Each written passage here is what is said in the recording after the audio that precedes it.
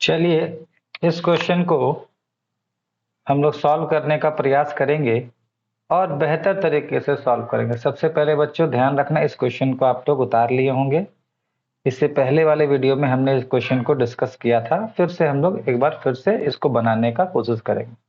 देखिए opening creditor है 60,000। किस तरह से लिखेंगे? पहले मैं इस पोस्टिंग करने से पहले मैं ये बता दूं कि ये हमारे लिए लायबिलिटी होता है।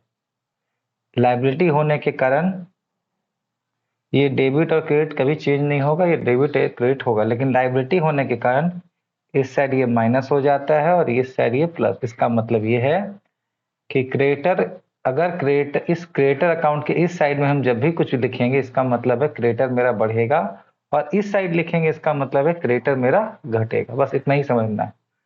ये पर्टिकुलर होता है, आप लोगों को पता ही है। हम लोग काफी बार 11 से लेकर यहाँ तक पढ़े हैं, तो ये आइडिया है हम लोगों को।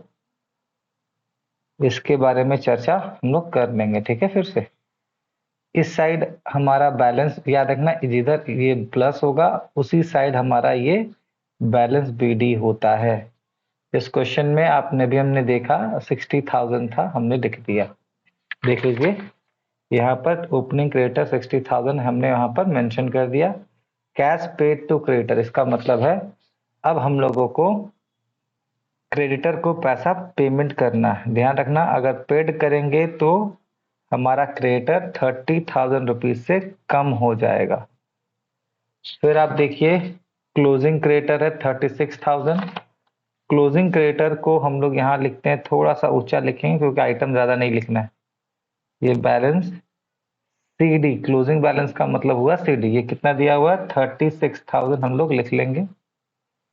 देखिए कभी कभी क्वेश्चन में बहुत सारा आइटम दिया हुआ रहता है जो आपको कंफ्यूज करने। रिटर्न इनवर्ड, रिटर्न का मतलब होता है वापसी, और रिटर्न इनवर्ड का मतलब होता है जिस सामान को हमने बेचा वही वापस आया। तो इसका मतलब हुआ सेल्स रिटर्न। सेल्स रिटर्न का काम हमारे यहाँ पर क्रिएटर अकाउंट बनाते समय नहीं दिखाते। इसका मतलब है इसको हम लोग दिखाएंगे ही नहीं। ये आपको कंफ्यूज करने के लिए आइटम दिया हुआ है। बिल्स पेबल मतलब 27,000 रुपया का बिल्स पे का हमने एक्सेप्ट कर लिया। हमने जिस व्यक्ति से सामान खरीदा उसको कहा कि आप एक बिल लिखिए, हम एक्सेप्ट कर लेते हैं। तो 27,000 रुपया का हमने बिल एक्सेप्ट कर लिया, जिसके कारण क्रेडिटर मेरा माइनस हो गया।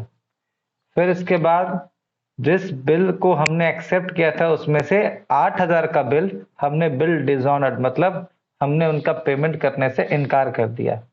तो अब वो क्या हो जाएगा, वो बिल जो है वो हमारे लिए क्या बन जाएगा, डिसऑनर्ड होने के कारण अब वो फिर से क्रेडिटर हो गया। कितना रुपीस का, 8,000 का वो क्रेडिटर बन गया।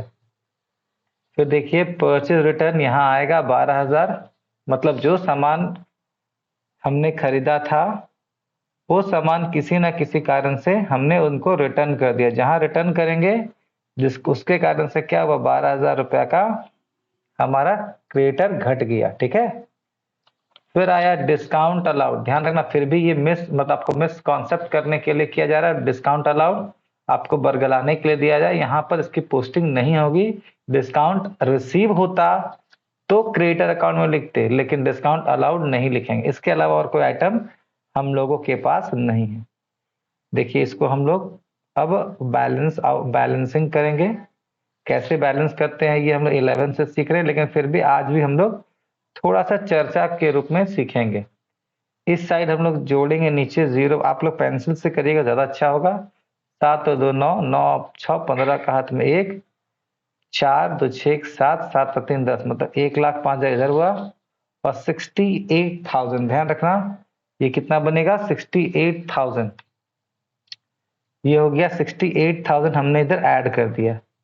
अब दोनों में ज्यादा कौन है, 1,05,000 के 68,000, तो 1,05,000 ज्यादा है, हमने यहाँ लिखा और इसको भी यहाँ लिखेंगे। 1,05,000 में 68,000 घटाएंगे तो ये जो आएगा वो 37,000 आएगा। याद रखना इस साइड ही कम है इसलिए इधर लिख देंगे और इसको लिखेंगे क्रेडिट